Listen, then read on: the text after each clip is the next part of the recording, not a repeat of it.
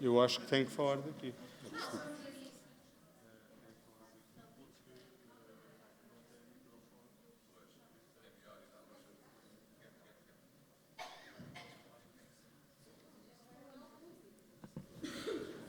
Posso então? Bom, boa tarde. Boa tarde a todos. Vamos começar um bocadinho atrasados porque, pronto, ainda é normal que depois da hora do almoço haja sempre este pequeno atraso na chegada das pessoas. Obrigado a todos por estarem aqui conosco. Este evento, a conferência, designa-se Conferência de Debate Como Repensar a Educação com a Inteligência Artificial e, peço desculpa, isto acontece sempre nas piores alturas, é um evento que é uma organização conjunta entre a APDSI, a Associação para a Promoção e Desenvolvimento da Sociedade da Informação, e a Ciência Viva. Quem agradecemos, de facto, esta colaboração e a disponibilização destas excelentes instalações.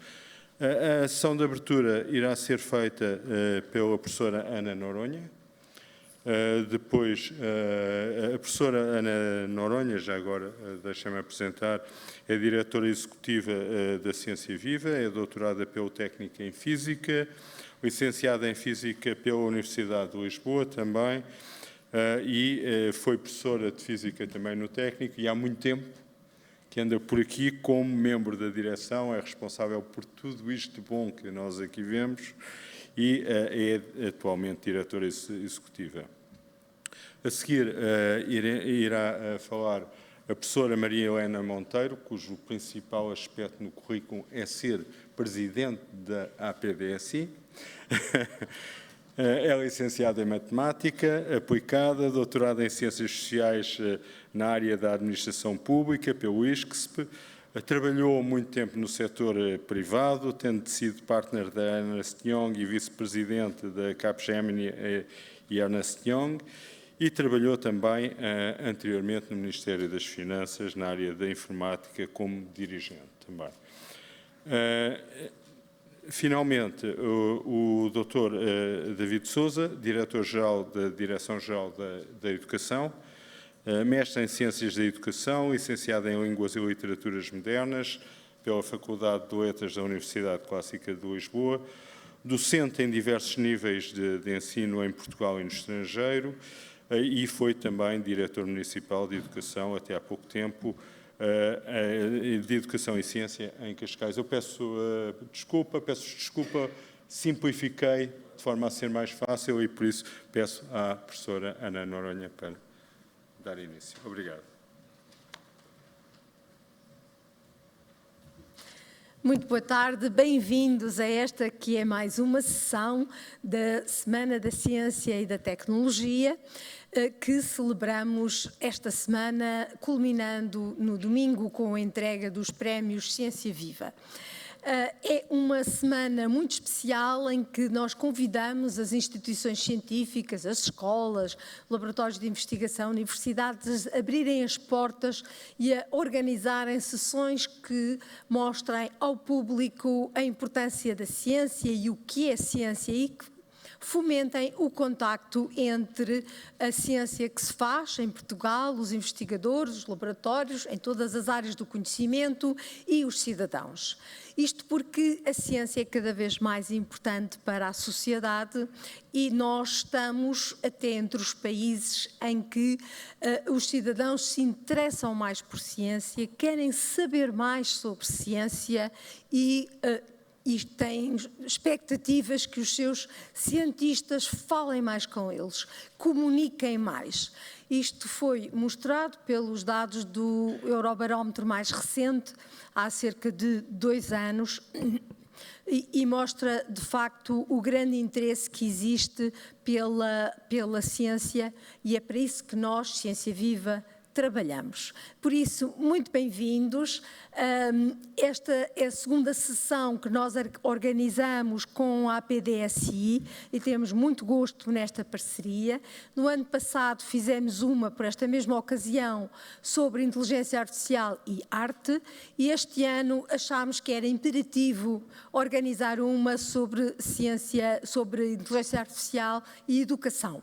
Estamos, aliás, também a organizar sessões de cursos de formação para professores nesta área, porque achamos que é absolutamente urgente que os professores tenham acesso a toda a informação sobre esta área para a poderem quer utilizar para facilitar as suas tarefas, quer preparar os seus alunos para esta nova tecnologia que já está presente em todo o lado.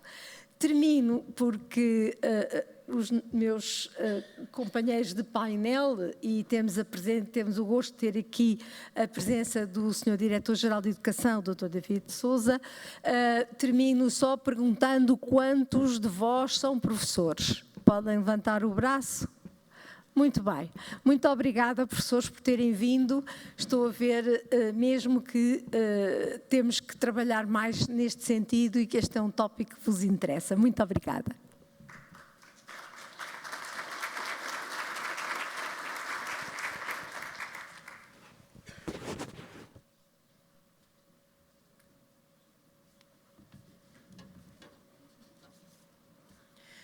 Boa tarde. Portanto, vou dizer algumas palavras. Eu sou Presidente da APDSI, a Associação para a Promoção e Desenvolvimento da Sociedade da Informação, e, como Presidente da Direção, cabe-me agradecer à doutora Ana Noronha, Diretora Executiva da Ciência Viva, o seu desafio, o seu constante apoio e colaboração na preparação deste momento, assim como outros que já temos vindo a desenvolver. E muito obrigado por estarmos aqui, porque à doutora Ana Noronha e à Presidência nós devemos estar aqui.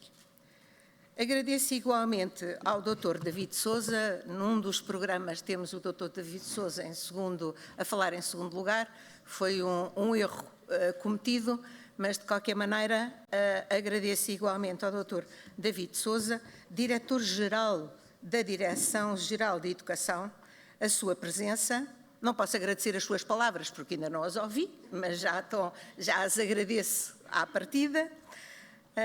Numa conferência onde as expectativas de cerca de 200 participantes, e já são 210, já há bocadinho inteiremos junto ao secretariado, e o propósito da equipa de inteligência artificial da APDSI, liderada pelo Dr. Nuno Gonçalves, investigador na Universidade de Coimbra, nestes domínios.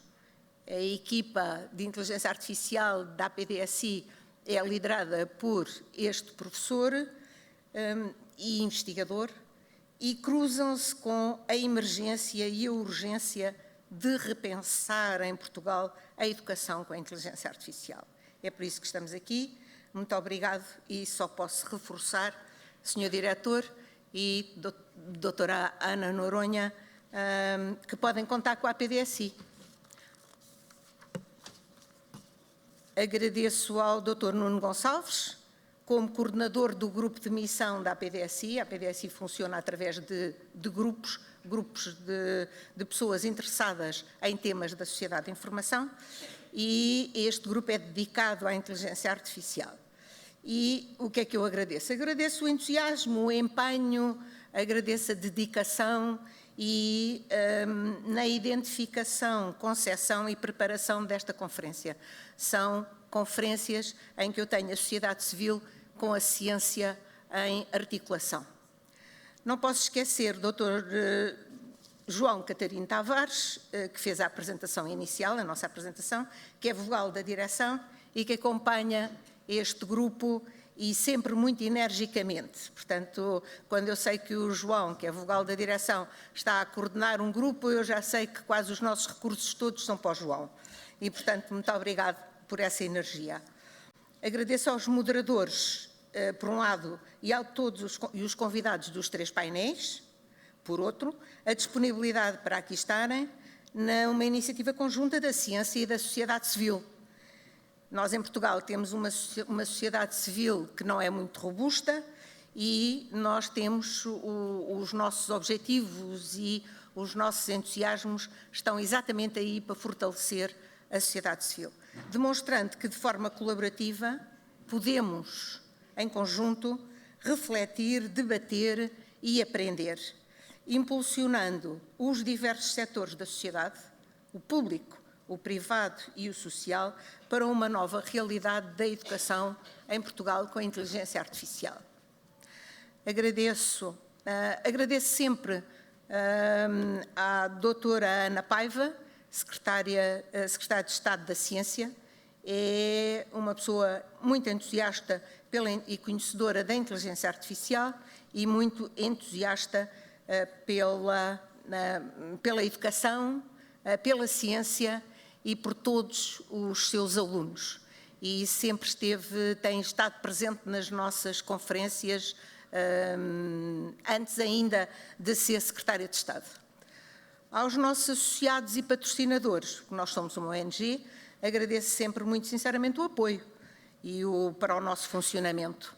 Só assim, com um propósito comum e de mãos dadas, podemos contribuir para um futuro melhor em Portugal.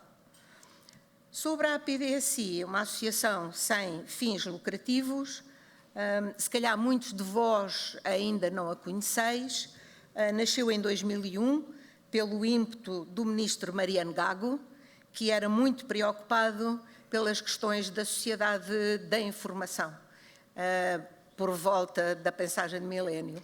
E sempre foi preocupado com a sociedade da informação e, nessa altura, depois impulsionou a criação desta associação, que já tem uma série de anos e que vive com o entusiasmo e determinação da sua direção, dos seus associados e dos seus patrocinadores. Esta associação, desde sempre, constitui uma plataforma independente, que nos orgulhamos, que promove debates como este e estudos portanto, sobre políticas públicas, realiza estudos, pareceres, promovendo novas abordagens para os desafios atuais e futuros.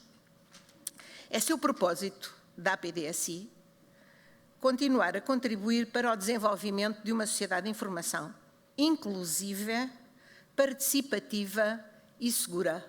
Faz parte da missão, faz parte do nosso ADN, como eu muitas vezes refiro.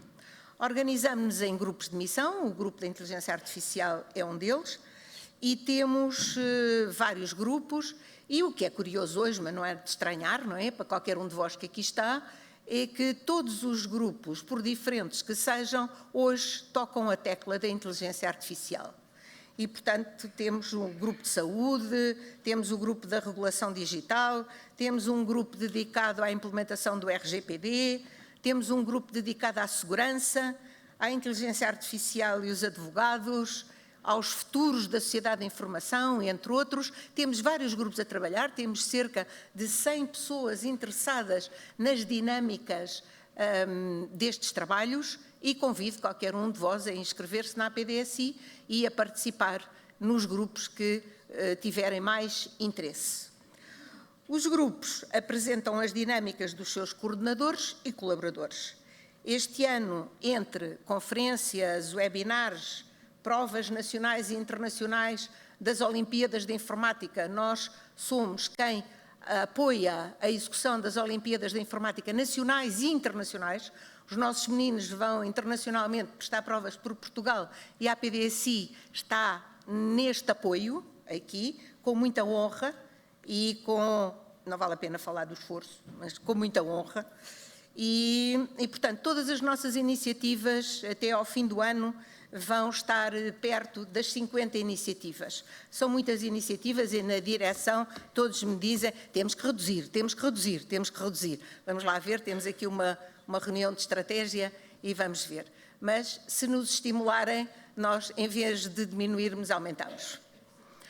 Em 19 de setembro último, chama a atenção e está disponível no nosso site informação sobre isso, realizámos uma conferência sobre a regulação da IA em Portugal. Portanto, saíram uma série de peças regulamentares internacionais e saíram as nacionais e, portanto, têm disponível no nosso site www.apdsi.pt relativamente a esta conferência, regulação da IA em Portugal. E isto ocorreu em 19 de setembro. E em 4 de outubro fizemos uma outra conferência sobre o modelo de governance e uma estratégia da IA para Portugal, onde tivemos a nossa ministra conosco a acompanhar esta conferência. Também está disponível, os dados estão disponíveis na internet para verem os vários temas que foram discutidos. Todos eles estão a bater, estamos a falar de inteligência artificial, não é? E da parte do modelo de governance de inteligência artificial. Temos algo que eu gostaria de vos dizer, que é o Prémio da Transformação Digital, também fizemos a 4ª edição este ano, recebemos 40 candidaturas e é muito interessante, temos 3 categorias diferentes, mas é muito interessante ver os projetos que ao longo do país inteiro, no setor público, privado e social, estão a acontecer, e isto é apenas uma pequeníssima amostra, significativa naturalmente, mas uma pequeníssima amostra da realidade, de uma das realidades em Portugal. Muito mais se irá fazer e convosco, não tenho dúvidas nenhumas. Agradeço a todos vós, participantes, o estarem connosco durante esta tarde e faço votos que a conferência corresponda às vossas expectativas. Não posso deixar de agradecer a todos os profissionais da Ciência Viva e do secretariado da APDSI, a doutora Bruna Martins, as muitas horas dedicadas à produção desta conferência. Naturalmente, antes de me despedir de vós para já, convidamos quem ainda não é associado da APDSI a colaborar connosco e a Bruna Martins está disponível para vos ajudar se precisarem de alguma ajuda. De qualquer maneira, temos o nosso site e todos os professores de Portugal são muito bem-vindos para colaborar com este esforço desta associação para desenvolver e para promover a sociedade da informação em Portugal. E muito obrigada.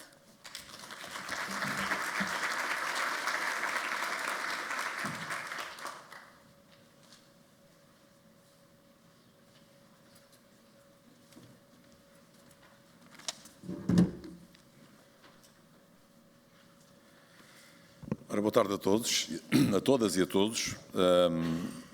Quero, antes de mais, agradecer o convite para estar aqui, cumprimentar naturalmente a Sra. Diretora Executiva de Ciência Viva, a doutora Ana Noronha, agradecer também à professora Maria Helena Monteiro, enfim, a Presidente da Direção da APDSI, o convite, cumprimentar todos os presentes, colegas professores, não cumprimentar naturalmente a Sra. Secretária-Geral do Conselho Nacional de Educação, a professora Nilza de Sena, também é sempre um gosto revê-la, e dizer-vos que quando me convidaram para estar aqui,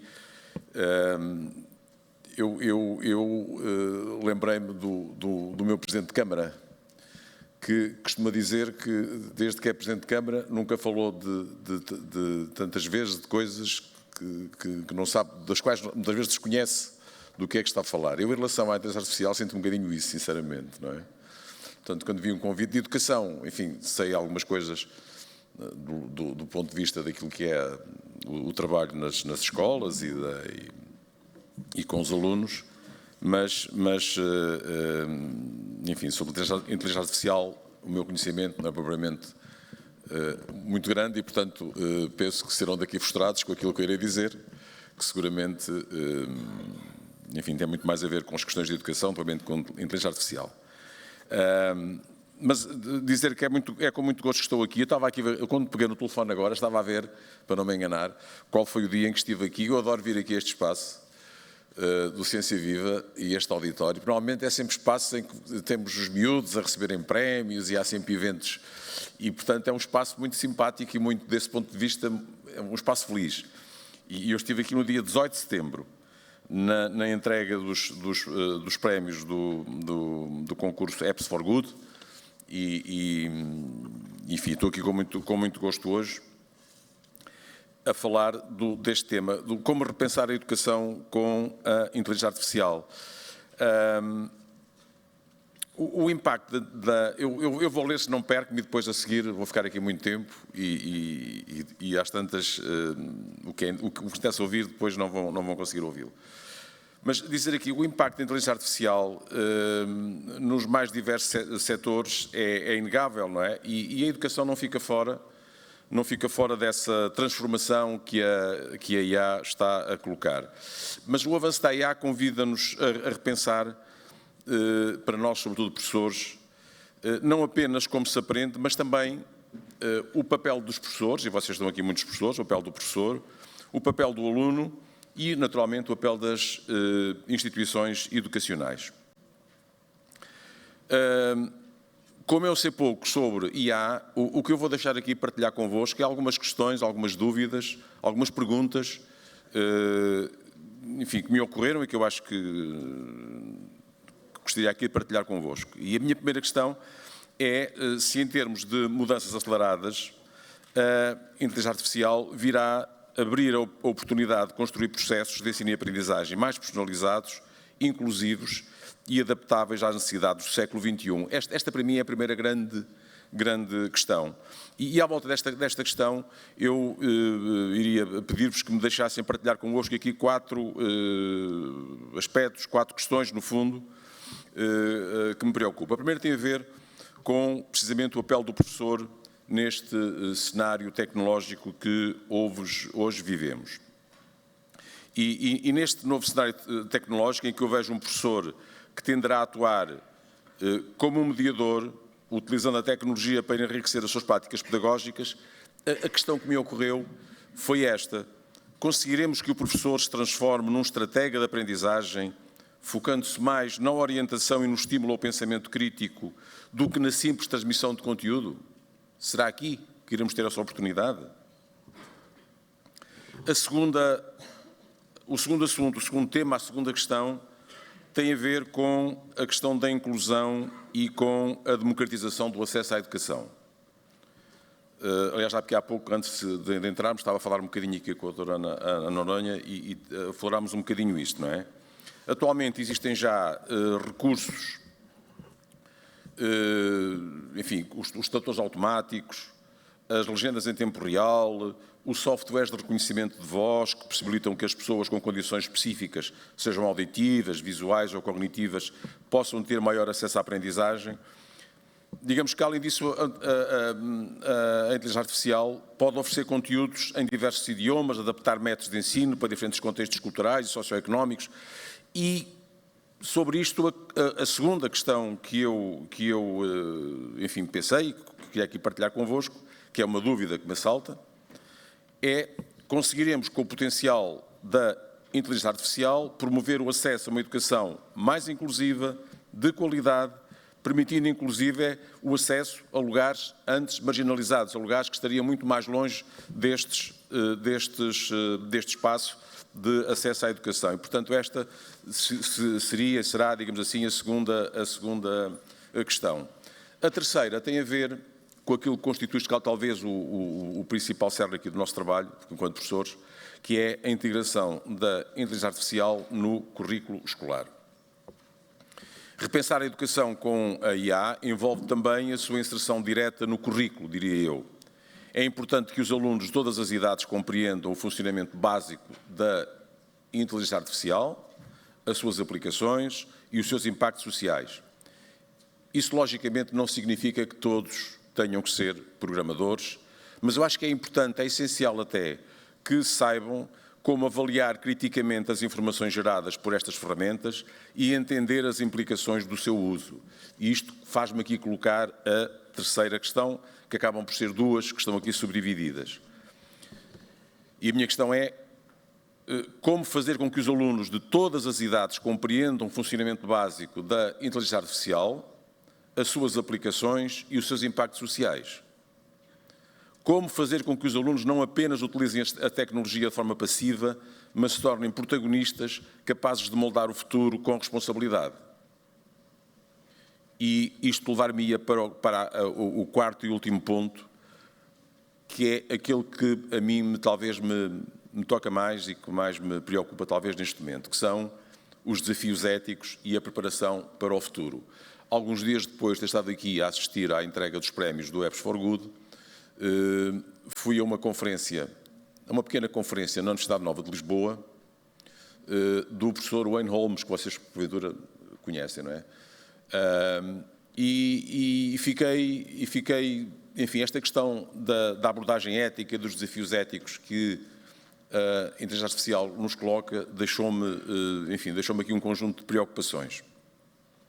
E, portanto, eu diria que, apesar das oportunidades, o uso da inteligência artificial na educação levanta inúmeras questões, eu diria, de cidadania. E, como vos disse, eu sou particularmente sensível a esta perspectiva, que precisamente o professor Wayne Holmes aponta para as questões éticas na abordagem da inteligência artificial. E a pergunta que eu deixaria aqui, e que partilharia aqui, é esta: como garantir a privacidade e a segurança dos dados dos alunos, que é a primeira preocupação que me vai à cabeça? Que critérios devem guiar o desenvolvimento dos algoritmos para evitar vieses que perpetuem desigualdades? Pode a dependência excessiva das tecnologias desumanizar a aprendizagem, afastando as pessoas das interações genuínas que caracterizam o processo educativo? Em conclusão, eu direi que repensar a educação com a inteligência artificial é um desafio tão vasto quanto promissor. A integração desta tecnologia pode transformar o ensino, tornando-o mais eficiente, inclusivo e alinhado com os desafios do século XXI. Não tenho dúvidas nenhuma sobre isso. Contudo, é essencial que essa transição seja conduzida com responsabilidade, valorizando o papel humano e respeitando, repito, os princípios éticos. Mais do que nunca, o foco deve ser na aprendizagem ao longo da vida, em que a inteligência artificial atua como parceira na jornada do conhecimento, ajudando a construir uma sociedade mais informada, equitativa e preparada para os desafios do futuro. Eu acho, sinceramente, que o verdadeiro sucesso desta transformação estará em unir o melhor da tecnologia com o que há de mais humano na educação, a capacidade de inspirar, conectar e transformar. Muito obrigado.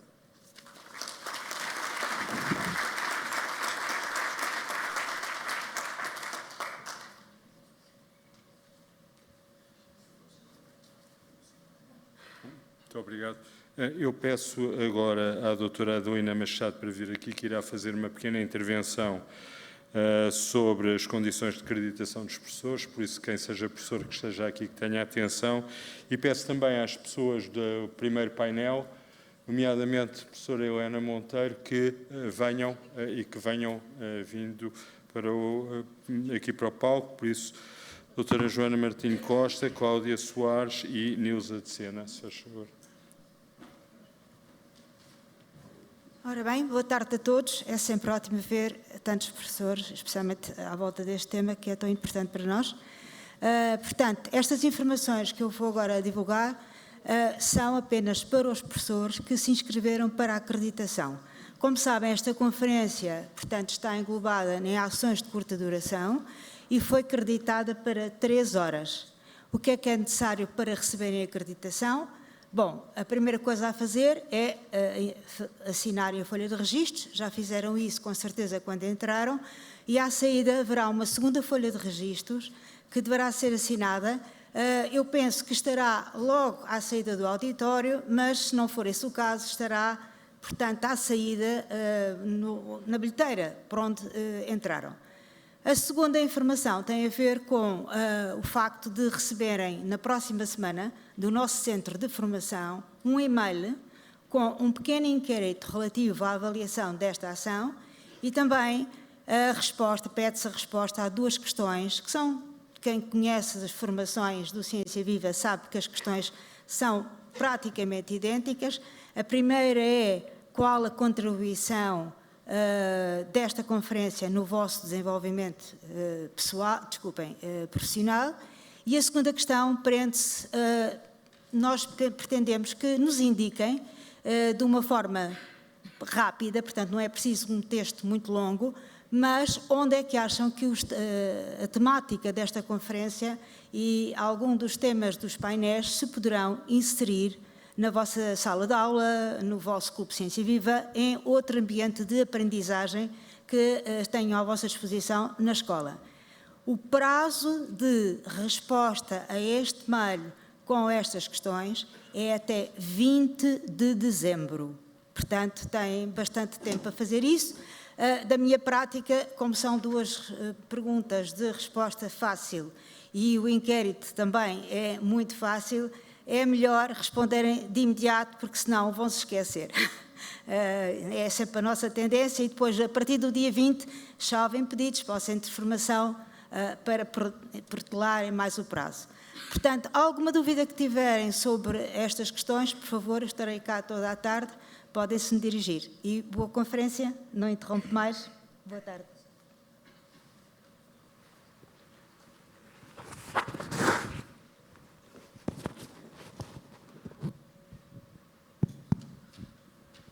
Boa tarde, já vos cumprimentei. Portanto, vamos dar início ao primeiro painel. O primeiro painel estava aqui previsto para terminar às 3h30 e vamos ter que afunilar para terminar mesmo às 3h30. E, portanto, vamos fazer com que seja o mais rico possível durante estes 45 minutos. Muito rapidamente, queria só apresentar-vos os nossos elementos do painel e, portanto, temos aqui a professora Joana Martim Costa. Joana, ok? A Joana é do ISCTE, portanto é membro da Comissão Instaladora, diretora da Licenciatura em Tecnologias Digitais, diretora de pós-graduação em Transformação Digital, vice-presidente de Comissão Especializada em Assuntos Pedagógicos da Escola de Tecnologias Digitais, investiga e leciona nos domínios das tecnologias educativas, ensino, aprendizagem, mediados de tecnologias, educação informática, inteligência artificial, no processo de ensino e aprendizagem. E, portanto, tenho aqui mais meia página para falar da Joana, não vou falar, mas a Joana fica disponível para falar convosco e, portanto, no ISCTE é a pessoa que foi indicada pela senhora reitora a quem nós convidamos e, portanto, para tratar deste tema da inteligência artificial. Bem-aja, Joana, e, portanto, vamos passar. Se houver aqui algum ponto que eu não tenha referido e que seja relevante, quando eu lhe der a palavra, portanto, falará dele. Agora passaria à segunda professora, que é Cláudia Soares, a professora Cláudia Soares. A professora Cláudia Soares é da Universidade Nova de Lisboa. Portanto, já tivemos o ISCTE, temos a Universidade Nova de Lisboa e vamos ter a Universidade de Lisboa. Portanto, temos um painel aqui que abrange estas várias instituições tão relevantes do ensino em Portugal. Portanto, é engenheira do Instituto Superior Técnico da Universidade de Lisboa e investigadora do Institute for Science and Robotics. E também é investigadora da Universidade Nova de Lisboa e é professora do Departamento de Informática. A sua área de investigação é a aprendizagem automática fiável, um dos aspectos que o senhor diretor nos tinha aqui alertado para os problemas em questões de ética. Isto estou eu a dizer, não está aqui escrito, não foi a professora que escreveu, foi eu que disse. E levar o conhecimento para além do desconhecido, para levar o melhor da inteligência artificial às pessoas. E, portanto, tem doutoramento em informática, em mídia digitais, e, portanto, bem-aja a sua presença, e, portanto, pois, exato, é consigo, não é com a sua colega, exato, estava aqui a falar consigo, e, portanto, a Cláudia, pronto, está tudo bem, não é, Cláudia? Se houver também alguma coisa que queira referir, a Cláudia está à vontade e poderá referir. Ora bem, passo a apresentar a doutora Nilza de Sousa e de Sena, doutora Nilza de Sena, que eu já conheço há uns anos, porque a minha universidade, a minha faculdade, também foi a faculdade, e é a faculdade da doutora Nilza de Sena, e, portanto, na Universidade de Lisboa, e neste momento é secretária-geral do Conselho Nacional de Educação. Bem-aja, e estamos todos muito expectantes. Não sei muito bem se isso é bom ou mau para si, mas estamos todos muito expectantes. E, portanto, assumiu funções como secretária-geral do Conselho Nacional de Educação em setembro de 2024. É licenciada em Comunicação Social, mestre em Ciência Política e doutor em Ciências Sociais, especialidade de Sociologia. E, portanto, entre julho de 2020 e julho de 2024 foi vice-presidente do Instituto Superior de Ciências Sociais e Políticas da Universidade de Lisboa, com os pelouros de ligação à sociedade civil e apoio à internacionalização, acumulando funções de coordenação de um Instituto de Formação e Consultoria. É investigadora sénior do Centro de Administração e Políticas Públicas, o CAP, centro de investigação, um dos centros de investigação do Instituto Superior de Ciências Sociais e Políticas, mantém a docência na Universidade de Lisboa e tem várias publicações na área da comunicação política. Ocupou várias funções políticas nacionais e internacionais, entre as quais vice-presidente da OSCE-PA, com funções ligadas à ciência e tecnologia. Também é deputada da Assembleia da República e membro da Comissão de Educação e vice-presidente do PSD. Portanto, temos aqui um painel de conhecimento e experiências que, durante os próximos minutos, eu vou convidar para, neste painel que tem a ver com o impacto da inteligência artificial, e tendo em atenção que temos mais 2 painéis, que é um painel que tem os novos modelos educativos e outro painel que tem a implementação da IA no contexto da educação. Portanto, não vamos entrar nestes domínios, vamos entrar no domínio do impacto da IA na educação. E, neste caso, eu, com base nas várias experiências dos nossos convidados de painel, o que eu perguntava e pedia a cada um que pudesse falar sobre essa temática é: o que é que pensam hoje, cada uma de vós, o que é que pensa hoje do impacto que a IA está a ter nas comunidades educativas? Alunos, professores e administração das vossas instituições. Eu estou a pensar hoje e refiro e acentuo o hoje, porque depois vamos pensar futuro. Não conseguimos desenhar o caminho para o futuro sem ter uma consciência nítida do hoje. E depois, eu tinha isto aqui separado para 2 rondas, mas como roubámos 20 minutos já com o nosso atraso inicial, eu passava já a um outro ponto que pedia às nossas convidadas de painel para fazerem a diferença na sua comunicação entre o que é que pensam hoje sobre a inteligência artificial nas nossas escolas. E quando eu digo nossas escolas, são os professores, são os alunos e são as administrações das próprias instituições educativas. E, portanto, e já não estou a falar dos pais e das casas, estou só a falar dentro do ecossistema da escola. E passava a segundo ponto, que é, sim senhor, isso é o que pensam sobre o retrato do hoje. E nos vossos pensamentos, no vosso conhecimento, nas vossas certezas e incertezas, como é que desenham os próximos anos? Portanto, são 2 aspectos completamente diferentes. Estamos no hoje, com as vossas realidades. Estamos nos próximos anos, com as vossas realidades. E passava a palavra, em primeiro lugar, a... Quem passa? Passa a Joana. Pode ser, Joana? Sim. Pode ser. Pode ser, obrigada. Só para acrescentar só um pormenor, eu sou diretora da licenciatura em Tecnologias Digitais e Educativas, portanto, o foco é sempre na área da integração das tecnologias na educação, e também diretora da pós-graduação, agora acreditado com mestrado profissional, transformação digital no ensino e aprendizagem, portanto, continua ao foco da integração das tecnologias na educação, com o público-alvo, os professores. Respondendo aqui à questão, para explicar um bocadinho o que é que tem acontecido no caso do ISCTE, é preciso olhar 2 anos para trás, quando chegou o ChatGPT às nossas vidas, porque foi aí que foi o ponto de grande culminar de contacto geral da inteligência artificial na educação e dos efeitos. Para terem uma ideia do que aconteceu, o ChatGPT foi disponibilizado em meados de novembro. No início de dezembro eu recebi trabalho já que utilizavam o ChatGPT. Portanto, foi algo muito célere. E, portanto, o que aconteceu nesse ano letivo, que foi o ano letivo 2022-23, foi o entusiasmo, a apreensão, portanto, o medo, que já foi referido no painel anterior, e muito uso inadequado da inteligência artificial, muito por parte dos alunos. Os professores começaram a utilizar um bocadinho mais tarde, e, portanto, foi todo esse cenário que nos levou a tomar medidas para lidar com a situação. Nós não proibimos, portanto, houve universidades que o fizeram. O que fizemos foi abordar de várias formas o problema, que na altura era um problema, neste momento não é um problema, faz parte das nossas vidas e, na verdade, é muito vantajoso. A primeira foi necessário preparar formação específica para os professores, para conhecerem a inteligência artificial, para saberem utilizar e também para saberem ensinar.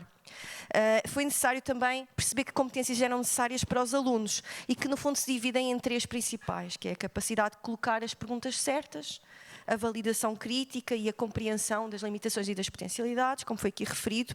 E, portanto, tudo isto resultou na integração do currículo. Neste momento, os alunos do ISCTE têm uma unidade curricular, uma disciplina, que ensinam a utilizar a inteligência artificial para fazer trabalho académico. Portanto, fazer o bom uso da inteligência artificial.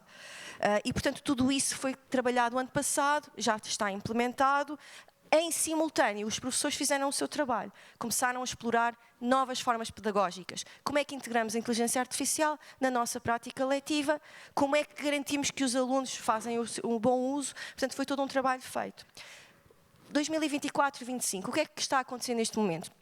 É a maturação de todos estes pontos e, portanto, neste momento os professores têm começado a trabalhar na optimização das suas tarefas, para ser mais rápido, tarefas burocráticas, administrativas, trabalho de projeto, análise científica, portanto, têm recorrido muito à inteligência artificial nesse aspecto.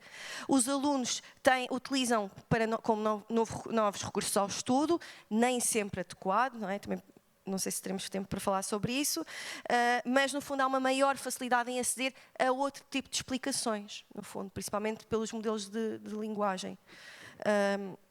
Portanto, a inovação pedagógica continua a ser trabalhada, alterações aos modelos tradicionais. Neste momento não adianta pedir um ensaio a um aluno, porque o ensaio vem feito com a inteligência artificial, a não ser que faça parte do processo. Portanto, nós tivemos que integrar novos modelos de avaliação, em que a inteligência artificial, se era utilizada, era suposto ser bem utilizada, mas temos sempre que ter presente que competências queremos avaliar. Portanto, para além da formação, são os desafios éticos que foram também já aqui falados, a questão da privacidade e da proteção de dados, que neste momento é uma preocupação, a equidade no acesso à inteligência artificial, tanto no acesso como ao desenvolvimento de competências, porque podemos dar a uma turma o acesso, se não sabem utilizar, se não têm as competências para o fazer da melhor forma, de pouco vale. E, por último, a autenticidade da avaliação. Termino agora aqui. Muito bem. Sim, senhor, para já, tudo bem. Depois há aqui uma série de perguntas que eu também teria para fazer e a audiência também o poderá fazer, e agradeço o seu cumprimento em termos de tempo, para passarmos então a palavra aqui à nossa amiga, portanto, Cláudia. Eu, com o seu nome, não... a Cláudia. Cláudia, se não se importa, portanto, avance. Não sei se está... Tá. Então... A Cláudia está a pensar falar quanto tempo? O máximo 5 ou 8 minutos? Pronto, ok, tudo bem. Pronto. Inteligência artificial não dá para tudo. Pronto, então a minha área quer de investigação, quer as unidades curriculares que eu leciono são exatamente Machine Learning e Deep Learning. Portanto, são mesmo, digamos, no epicentro do que estamos a falar aqui.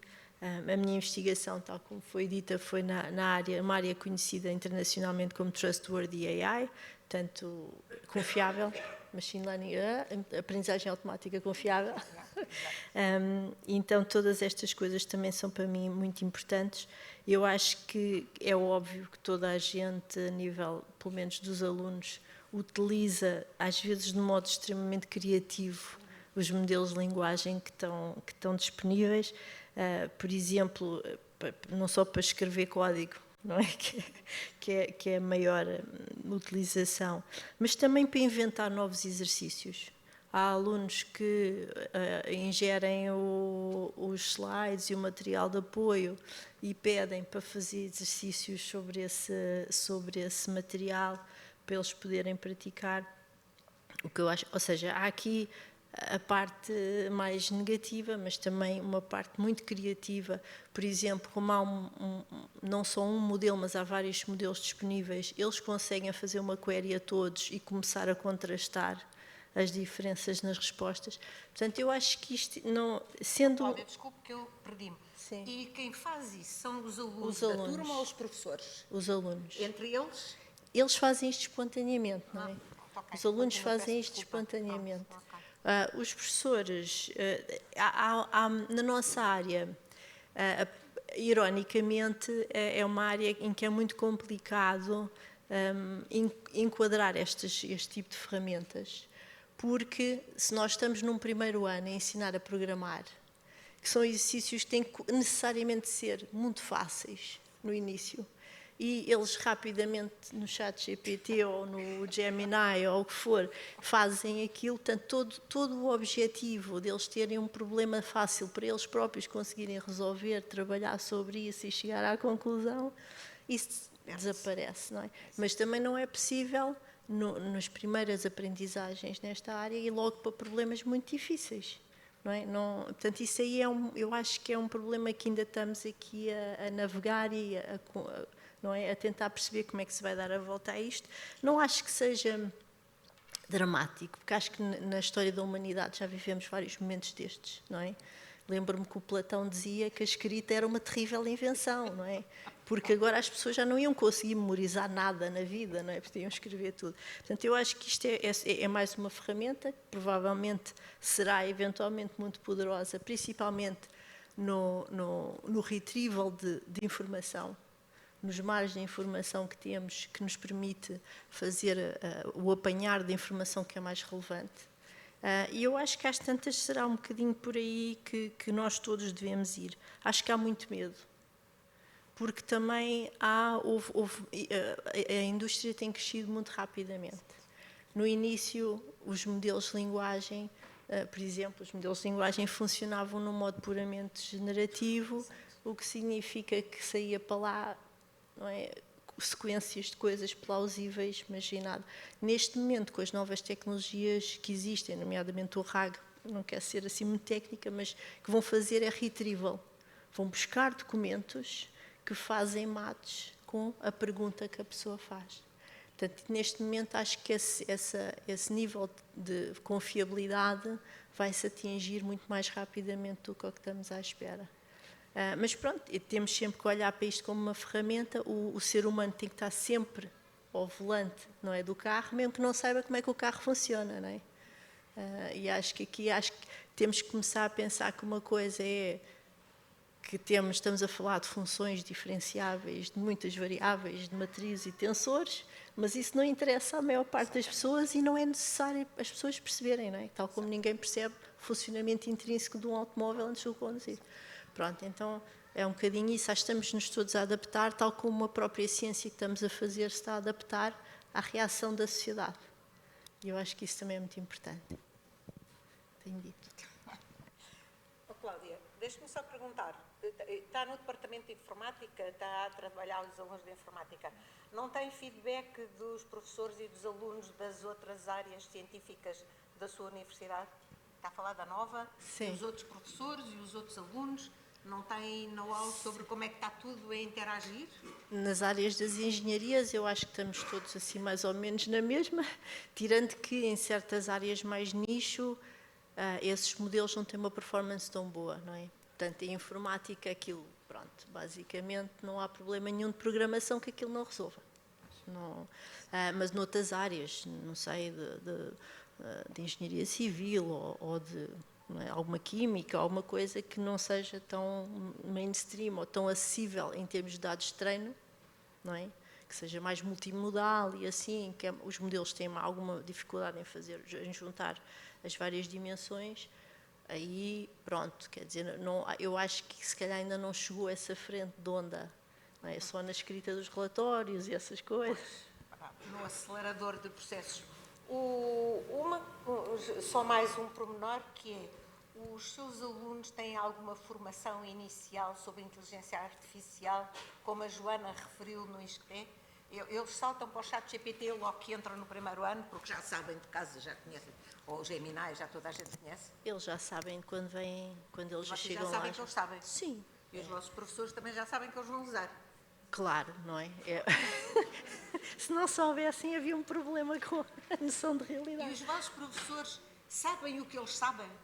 O que eles conhecem? Sabem que eles sabem usar o ChatGPT? Sim. Uma coisa é já usar o ChatGPT, outra coisa é o nível de conhecimento que o aluno tem que ter e de interiorização dos conceitos novos, e os professores sabem distinguir uma coisa da outra? Sim, mas eu acho que há aqui dois fenómenos que estão-se a misturar um bocadinho neste momento, que é, é a capacidade de atenção dos alunos, que tem estado a diminuir com os anos, não é? E há estudos sobre isso, exato. E que tem a ver, sei lá, com as redes sociais, com a rapidez da transmissão de informação, e que é absolutamente anterior a este fenómeno aqui, não é?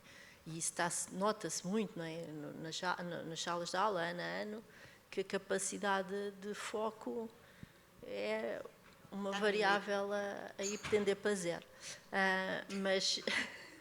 Mas, de facto, em termos dos modelos em si, da utilização dos modelos, eu acho que neste momento estamos todos mais ou menos ao mesmo nível. Eu, pessoalmente, acho muito interessante os usos novos que eles fazem.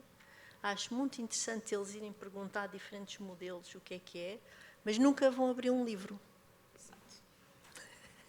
E é isso aí é que é, não é? Que eu ainda sou do tempo que a gente ia para a biblioteca e tirava fotocópias que nem sequer havia à venda, não é? Portanto, faz um bocado de confusão, mas acho que isso tem mais a ver com os outros fatores, de exposição muito cedo a redes sociais ou à internet ou assim. As várias variantes da nova sociedade. É. Sim, senhor. Muito obrigada. Vou passar à doutora Nilza de Sena para nos dizer o que é que tem a dizer, estando numa escola de Ciências Sociais e Ciências Políticas, portanto não está nas informáticas, nunca programou, nunca fez essas coisas. Pois é. Minhas desculpas. Obrigado. Pronto. Portanto, eu vou perguntar à doutora Nilza de Sena para nos dizer de sua justiça, uma vez que tem estado numa escola diferente, é a Escola das Ciências Sociais, e agora tem um papel mais geral em termos de educação. E, portanto, qual é a sua perspectiva real, atual, desta coisa que se chama inteligência artificial? Muito obrigada pela pergunta. Eu começo por agradecer o convite à professora Ana Noronha, diretora executiva da Ciência Viva, e à professora Helena Monteiro, caríssima colega, de quem tinha saudades, a oportunidade para estar aqui. Eu, realmente, neste painel, sou a que não percebo nada de inteligência artificial. E ainda bem, porque quanto mais coisas que eu ouço sobre inteligência artificial, mais fico preocupada com uma série de questões. E desde que eu cheguei aqui, eu trazia aqui um conjunto de coisas para dizer, já repensei 10 vezes a minha intervenção e, portanto, vou falar de improviso sobre aquilo que me preocupa enquanto cidadã, enquanto professora e, no fundo, no lugar que ocupo agora, que é enquanto secretária-geral do Conselho Nacional de Educação. Uma das minhas primeiras inquietações é pensar que eu estudei no ensino tradicional, como porventura a maior parte de vós nesta sala, aprendi a lecionar ao abrigo também do ensino tradicional e hoje encontro alunos que vêm com, digamos, que não têm a mesma ideia que eu do ponto de vista de método de estudo, que gostam menos de ler, mas que há um nicho que gosta de clubes de leitura e que faz clubes de leitura, que prefere apreender coisas por imagem e recorre a vários tipos de tecnologia, gadgets variados, para ter informação, e que é uma geração totalmente diferente da minha. Por outro lado, tenho um filho de 3 anos e interrogo-me como é que vai ser quando ele começar a estudar verdadeiramente? E estas questões inquietam-me enquanto cidadã, inquietam-me enquanto professora e enquanto mãe, naturalmente, ainda me inquietam mais. E dizer uma coisa que eu fui ouvindo aqui as minhas colegas oradoras de painel, e alguns dos aspectos que foram focados, eu acho que são absolutamente determinantes. Uma das dimensões tem a ver com o que dizia ali a Joana inicialmente e também depois ali a Cláudia, tem a ver um pouco com o pensamento crítico. Uma das coisas que me assusta mais nesta nova geração, porque eu vejo quando estou a dar aula, eu digo qualquer coisa e tenho um aluno que me interrompe e diz: mas o ChatGPT diz sobre este autor isto. Portanto, não interessa o que eu estou a dizer, porque eles, ao mesmo tempo que eu estou a falar, eles estão na IA generativa. Não é outra, é esta. Aqui tem impacto verdadeiro na educação, é a inteligência artificial generativa, porque a inteligência artificial temos nós todos na nossa vida, no nosso presente, em muitas coisas. Às vezes em coisas até que nós não nos apercebemos. Não nos apercebemos até que ponto é que o algoritmo interfere no sistema de empréstimos bancários, não nos apercebemos até que ponto é que a informação falsa acaba por direcionar resultados eleitorais, não nos apercebemos até que ponto é que aquilo que lemos nas redes sociais, a minha pesquisa vai ser diferente da pesquisa do vizinho, e portanto não nos apercebemos de uma série de coisas, para além de não dizer que todos os hospitais privados, quem nos atende é um robô. Já não estou a ir aí porque essa é outra dimensão e dava outra tarde de conversa. Mas o que eu quero dizer com isto é, nós todos vivemos já com a inteligência artificial, não é uma coisa do futuro, embora eu tenha visto muitas coisas destas nos filmes, numa série que havia chamada, era ficção científica, Missão Impossível e ficção científica na década de 80, alguns também terão visto. Hoje é a nossa vida, mesmo o auricularzinho sem fios que eu via nessas séries dos anos 80, hoje é a nossa vida. O carro que anda sozinho era o kit nos anos 80, hoje já está aí. Portanto, como é que vai ser quando for, enfim, a adultez do meu filho, não é? A maturidade do meu filho. Eu penso isto e isto inquieta-me e estas senhoras não me conseguiram sossegar. Mas, desculpem lá, a professora Helena vai-me disciplinando, eu falo muito. O que eu quero dizer com isto é, para mim, enquanto professora, interessa-me essencialmente criar nos meus alunos que consigam ter pensamento analítico e pensamento crítico. É aquilo que os vai distinguir. E para isso eu tenho que os cativar. Essa talvez seja a parte mais difícil numa geração que não é a geração da maioria dos formadores e dos educadores dos nossos dias. Nós temos muito papel, conversamos sobre muita coisa, os professores não têm tempo, porque não têm, vivem esmagados até para além das suas aulas com questões burocráticas, para se formar. E um dos pontos que garante a atratividade dos alunos desta geração que não estudou e não se formou no ensino tradicional, parte também da formação que é possível dar aos docentes para estarem habilitados tecnologicamente, não só a distinguir aquilo que dizia a professora Helena e bem, entre o aluno que, enfim, fez o trabalho, mas foi buscar tudo ao ChatGPT, portanto não o produziu, mas sobretudo a dar ferramentas que os alunos possam usar para distinguir o bom do mau. Porquê? Porque uma das dimensões mais essenciais desta área é a dimensão ética, como porventura saberão. Porquê? Porque o ChatGPT, de uma forma muito simples e muito prática, é pura matemática. É um sistema de probabilidade estatística sobre uma base gigantesca de dados.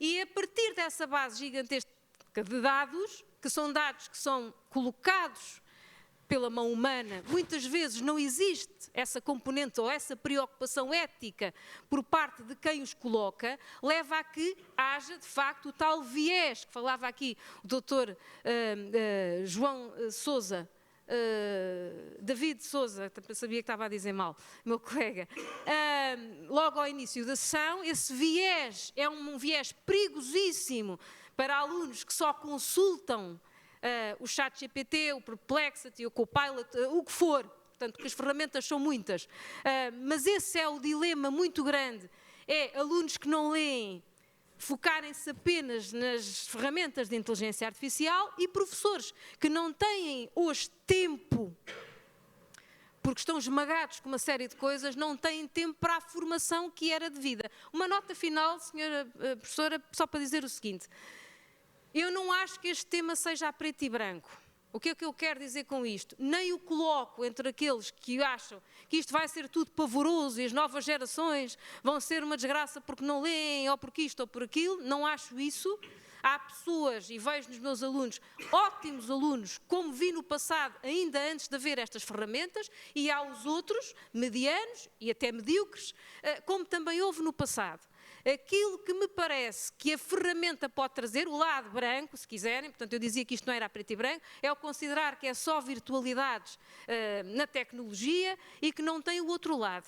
Eu penso que é muito, muito importante esta questão da dimensão ética, sobretudo se pensarmos que a educação, porque é sob o impacto da inteligência artificial na educação, tem imensas também virtualidades do ponto de vista do aluno, da suficiência e da personalização da educação para o aluno, mas essa personalização da educação para o aluno, que lhe dá autonomia, que lhe dá capacidade para ter um mapeamento das suas fragilidades, das suas dificuldades, mas também dos seus pontos fortes, exige por parte dos professores essa também, eu vou dizer formação, mas também esse gosto, porque também nós, enfim, temos todos muito trabalho, mas se tivermos algum gosto, também teremos algum bocadinho do nosso tempo retirado, do nosso tempo de qualidade, que eu penso que ainda possa haver, para poder ler e estudar alguma coisa sobre isto, porque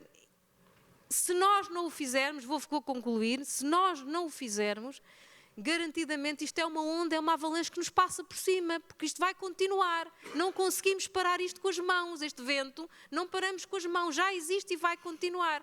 E, portanto, é um desafio que nós, enquanto sociedade, temos todos que fazer em conjunto, tendo a certeza que por parte dos professores e dos formadores, uma das dimensões também será certamente continuar a dar valores e algum humanismo aos seus alunos. Muito obrigada.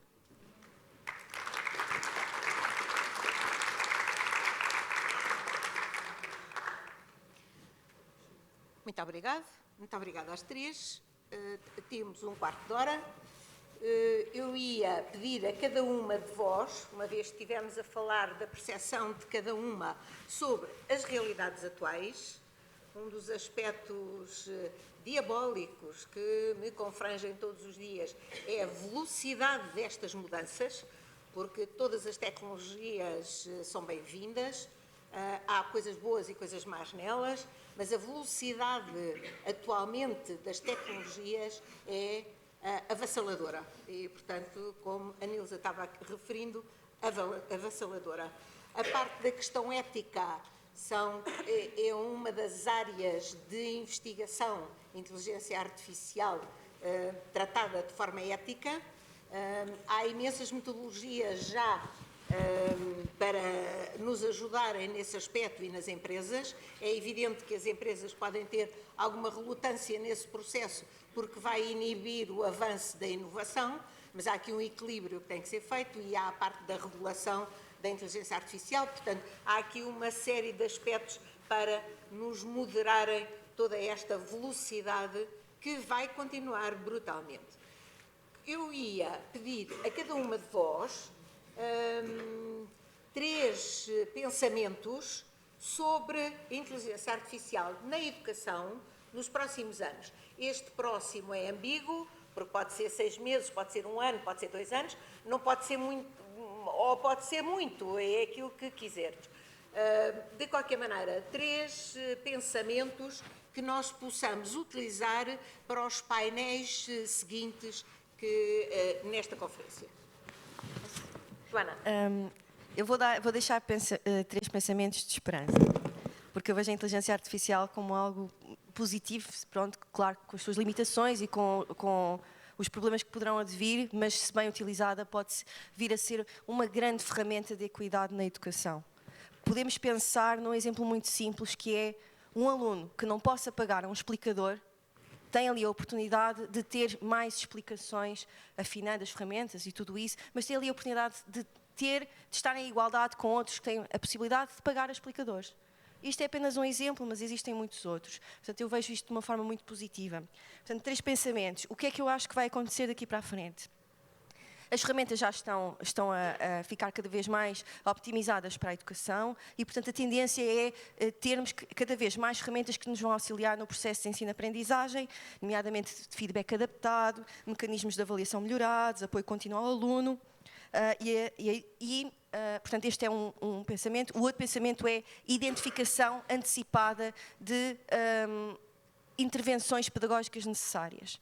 Por exemplo, portanto, utilizando não tanto os modelos de linguagem, mas mais a parte da inteligência artificial que se dedica a modelos de previsão, portanto, prever se aquele aluno vai precisar de apoio ao português, eu não tenho que esperar pelo final do primeiro período se o aluno já vem com dificuldades. E se não tiver esse apoio, não é necessário, que muitas vezes acontece, final do primeiro período, ativam-se um conjunto de medidas para esse aluno ter apoio. Portanto, se aquele aluno, se há uma previsão de que irá, por exemplo, um aluno estrangeiro que chega a meio do ano, poderá ter logo o apoio, por exemplo.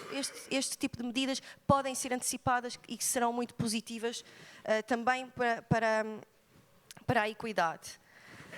E por último, a alteração que eu acho que vai mesmo ter que acontecer dos próprios modelos de sala de aula, modelos pedagógicos. Isto é um tema que já tem sido falado há muito tempo, porque inicialmente era a internet e os computadores pessoais, depois vieram os smartphones e os tablets. Isto é recorrente, a necessidade de alterar a sala de aula. Muitas vezes falha por um motivo, que as tecnologias não resolvem. São apenas ferramentas que podem auxiliar, mas só têm benefício se tiverem uma função específica. E muitas vezes o que acontece é que utilizamos as tecnologias sem um propósito pedagógico. Portanto, o aluno perde mais tempo a aprender sobre a tecnologia do que a aprender sobre o conhecimento que devia estar. E, portanto, temos que perceber em que altura é que devemos colocar a inteligência artificial na sala de aula ou para o nosso aluno. Se nos interessa que ele saiba alguma coisa antes, ou se a inteligência artificial vai estar neste processo. Portanto, isto tem que ser muito pensado previamente. E pronto, e deixo estes pontos. Obrigada. Ok. Então, eu passaria à Cláudia. São 3 minutos, 3 pensamentos sobre os próximos temas. A inteligência artificial. Sim, senhora. Pronto. Eles deve não ser substituída pela inteligência artificial nas suas aulas. Não é possível. Não é possível, porque... mas eu acho que há uma coisa que a gente vai ter que focar cada vez mais, que é onde é que fica o ser humano neste processo de ensino-aprendizagem, quando a gente focava tudo na parte da passagem de conhecimento e como um byproduct vinha tudo o resto, as amizades, o contacto pessoal. Isso era um dado que isso vinha naturalmente. Depois, com o facto, como a professora tinha dito, de facto, eles veem basicamente YouTubes de 5 minutos de cada vez, não é? Em que em 5 minutos eu vou-vos explicar isto aqui tudo sem complexidades escusadas dos professores, não é? Pronto. E então, isto tudo é um ambiente, tal como a Joana estava a dizer, de uma complexidade que até extravasa muito, acho, a inteligência artificial. A gente vai ter que pensar na educação como um espaço que não é só de passagem de conhecimento, mas que tem todo um outro contexto. É até a tentar perceber se a gente consegue fazer uma escola que ensina um aluno a estar sentado, quieto, durante meia hora a pensar no assunto. Que, aparentemente, eu acho que é impossível hoje em dia. Pronto. E pronto, e, portanto, eu acho que isto pode ser um bom expultador dessa revolução, porque a gente pensava, lecture breaking, vamos fazer trabalhos em que eles têm que escrever coisas. Esquecer agora isso, não é? Não faz sentido. Pronto. Então, e ter a noção que estes modelos, também para os professores, quando os professores utilizam, são interpoladores. Portanto, eles vão vos devolver coisas que estão no seu dataset de treino, não é? Mas interpoladas. Portanto, não é exatamente a mesma coisa, mas digamos, se vocês pensarem em 2 pontos e vocês fizerem uma pergunta que está no meio, ele vai-vos responder a pergunta que está no meio. Mas nunca vos vai responder uma coisa que seja realmente inovadora ou adequada, diretamente. Podem utilizar e devem utilizar mas sempre com a noção, não é? Que é essa ferramenta e que vocês é que têm que estar sentados no lugar do condutor. Mesmo self-driving cars, as pessoas têm que estar sentadas no lugar do condutor para não haver desgraças. E eu acho que é um bocadinho isto, é tentar repensar. É verdade, tal como o Sr. Secretário de Estado disse, que os professores não têm tempo para nada. E a plataforma para aqui, não é? A professora dos meus filhos queixa-se, que é as plataformas que todas que ela tem que preencher, ainda tem que preparar 5 dias de aulas todo o dia, que eles na primária aquilo é intenso. Portanto, e agora, e os currículos muito extensos e mais não sei o quê. Portanto, eu acho que vamos ter que, se calhar, pensar muito bem o que é que queremos para a educação, se é mesmo só injetar conteúdos. E se calhar agora há mais uns conteúdos de inteligência artificial, se calhar é too much, até porque envolveria, se calhar, perceber um bocadinho o que é uma distribuição de probabilidade, e se calhar é prematuro, não é? Então, tentar pensar nisso, e nada melhor do que as pessoas que estão aqui para ter essa reflexão e perceber exatamente e tornar explícito que educação não é só passar conhecimentos de uma cabeça para outra. Sim, senhor. Obrigado. Eu julgo que qualquer um dos professores tem imensas perguntas para fazer. Vamos passar aqui a palavra à Neuza de Sena. A Neuza vai ter que sair rapidamente depois desta sua intervenção e depois nós podemos ficar mais um bocadinho para alguma pergunta que surja. Neuza, então é assim, nos próximos tempos, face à realidade que aqui apresentou, e não tem inquietações nenhumas, não é? Não tem nenhumas, não é? Já as disse. Tenho mais. Quais são os seus 3 pensamentos para os próximos tempos em relação à educação e inteligência artificial?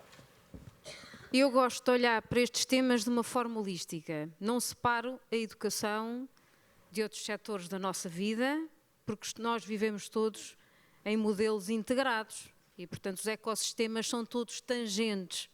E quando eu penso na educação, penso que uma das coisas que mais me inquieta, uma está de facto relacionada com a inteligência artificial e com a tecnologia, em sentido mais lato, é a dimensão de exclusão digital.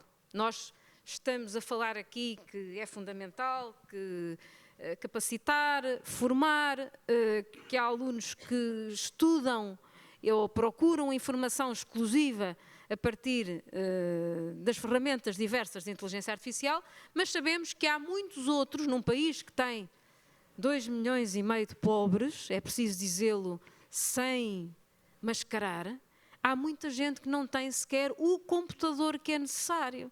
E isso verificou-se muito nos anos da pandemia, quando as pessoas voltaram para casa, ainda temos todos uma memória muito fresca sobre isso, e muitas vezes pais e filhos na mesma casa tinham necessidade de um computador e às vezes havia um computador por casa e havia casas onde não havia computador.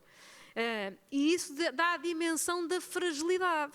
Também é verdade que tem havido ao longo do tempo políticas públicas para dotar os nossos alunos do computador, que é hoje uma ferramenta essencial, mas parece-me que estamos a falar a 2 velocidades, porque estamos aqui a fazer uma conferência para um grupo que é aquele que, felizmente, tem acesso à tecnologia, pode utilizá-la e quer saber mais sobre ela para otimizar o seu dia-a-dia, e o outro grupo que, infelizmente, ainda trabalha mal, ainda não sabe funcionar muito bem, às vezes até ainda nem tem a tecnologia.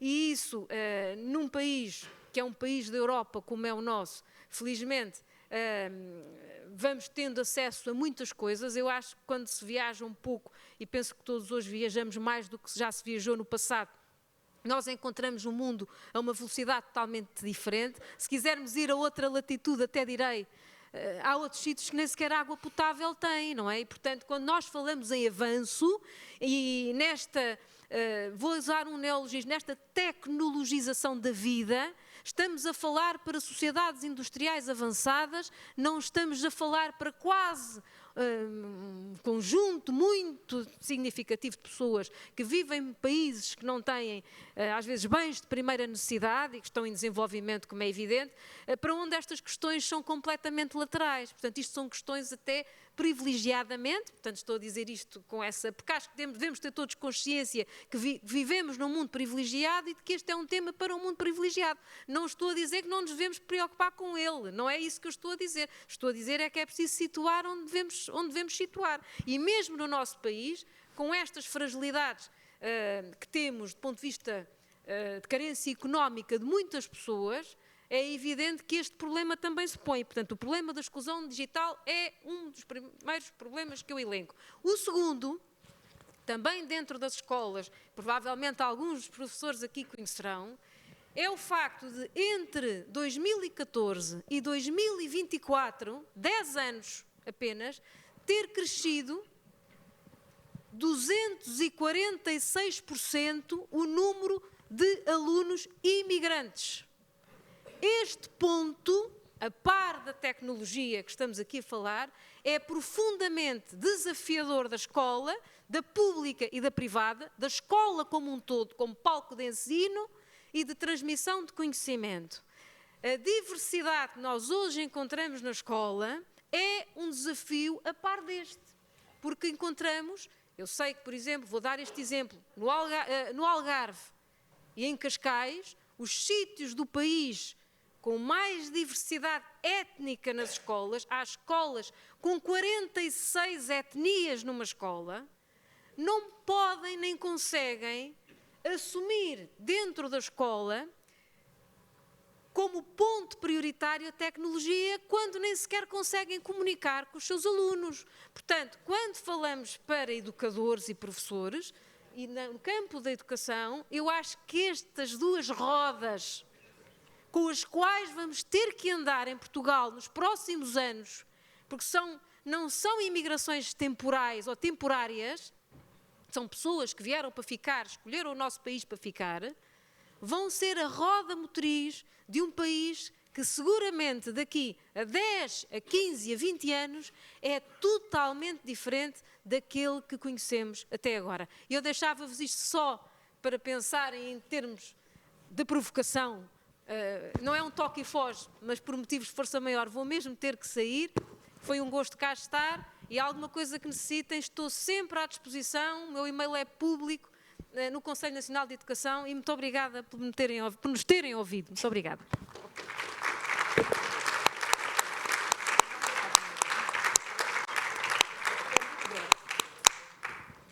Deixo-vos apenas, e à Nilza também, que há uma série de soluções de inteligência artificial que estão a ser feitas para ajudar exatamente esta situação delicada das línguas diferentes e das escritas diferentes, e há uma série de ferramentas que estão exatamente a ser feitas para vir a ajudar nesse campo.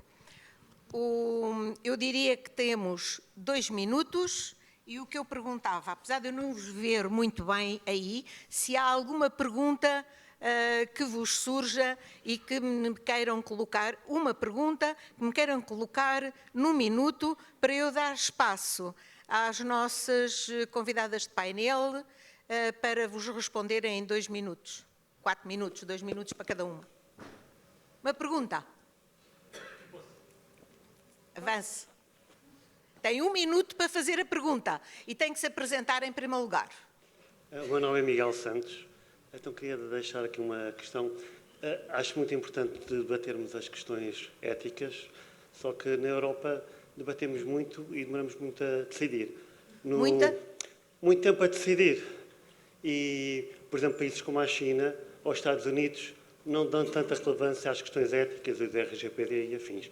Por isso, isto também tem uma parte de ligação com a parte da economia. E por isso podemos ficar muito atrasados em relação aos outros países. Bom, a pergunta... Aqui temos... Há aqui outra pessoa que queira fazer? Não? Há uma questão. Pronto. Esta questão é uma questão... Eu acho que se calhar podíamos juntar 2 ou 3 e depois respondiam. Tá não, mas não tem 2 ou 3, tem 2 no máximo. Eu dizia uma, avanço para 2 e já chega. Senão a gente desvirtua isto. Isto funciona? Pronto. Não, é que eu fiquei um bocadinho perturbado com a última intervenção. Como é que é? Fiquei perturbado com a intervenção da Neuza, não é? Nídia. Sim, ok. Neuza. Pronto, por uma razão. Se há coisa que é inclusiva e onde o tratamento das línguas está extraordinariamente avançada com a inteligência artificial, neste momento. Portanto, praticamente todas as ferramentas neste momento, e mais, há uma coisa também, nós conseguimos com um telemóvel simples, muito básico, porque isto são instrumentos cliente-servidor, e é no servidor que está a grande potência. Qualquer dia temos de ligar centrais nucleares às máquinas que estão a processar tudo isto. Agora, a nível da pessoa, eu posso levar isto, e eu tenho experiência da África muito grande, eu posso levar isto aos 4 cantos do mundo na língua deles. E, portanto, se há coisa inclusiva, de facto, são estas ferramentas. Muito bem, eu tinha referido que havia uma série delas que estavam a ser desenvolvidas, o Luís Vidigal já referiu e deu esta nota agora, e, portanto, eu vou desafiar o Luís Vidigal para fazer um artigo que a gente coloque no www.apdsi.pt a falar dessas várias ferramentas e dessa realidade. Luís Vidigal, aceita? Está bem, mas eu não quero isso. Eu quero... O Luís fala semanalmente, escreve. Mas eu quero este tema, que é para depois difundirmos pela Nilza também. Está bem? Pronto, muito bem. Relativamente ao tema anterior, antes de passar a palavra aqui à Joana e à Cláudia, eu queria só referir que isso é um tema paralelo, não é? É um tema paralelo. E, portanto, é um tema que nos levaria... Nós tivemos um evento sobre a regulação da inteligência artificial em Portugal e eu sugeria-lhe que consultasse o nosso site à volta dos resultados dessa conferência. Foi uma conferência que tratou exatamente esses temas e esses temas das diferentes velocidades e o impacto da Europa na regulação, no excesso de regulação relativamente a outros países, é algo que está na ordem do dia. Portanto, vamos deixar isso para outra conferência. No entanto, eu deixava aqui à Joana e à Cláudia a hipótese de dizerem qualquer coisa sobre as questões que aqui se passaram ou sobre qualquer coisa antes de nos irmos embora dentro da dinâmica do impacto da inteligência artificial na educação. Eu vou pegar no ponto que foi abordado sobre a questão da exclusão e também fazendo aqui a ponte da Nilza. É verdade, na questão das línguas já existem muitas ferramentas.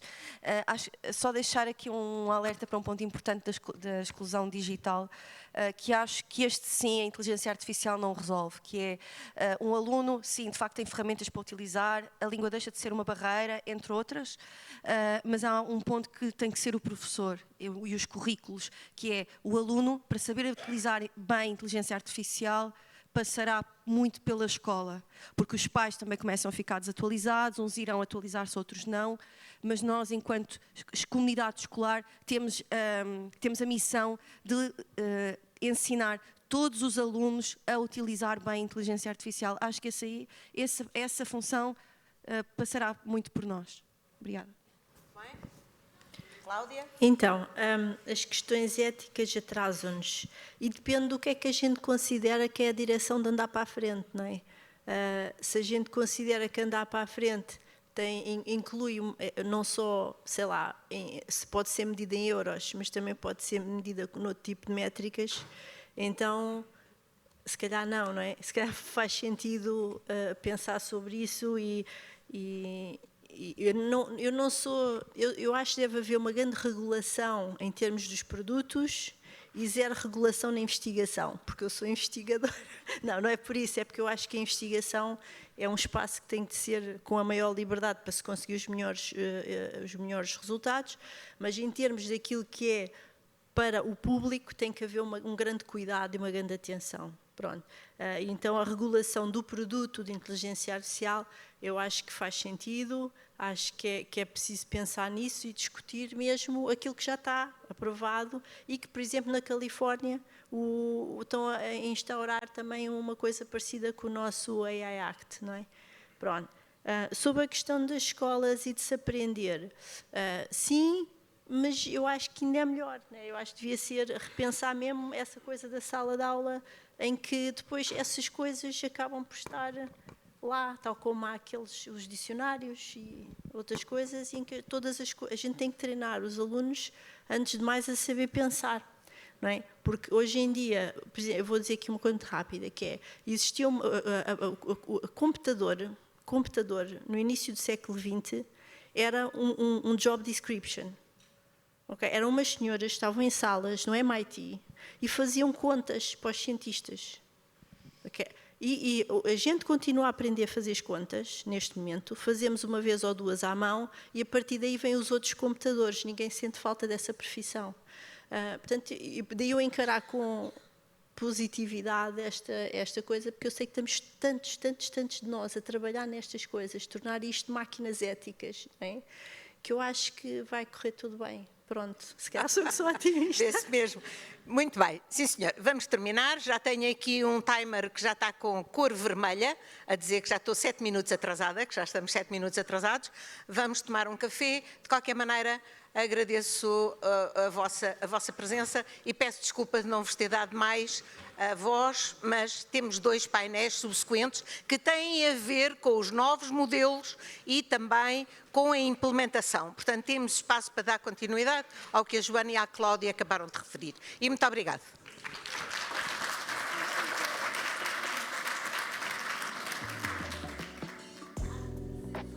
Às 16 horas aqui, está bem? Agradeço que todos estejam aqui às 16 horas para continuarmos a conferência.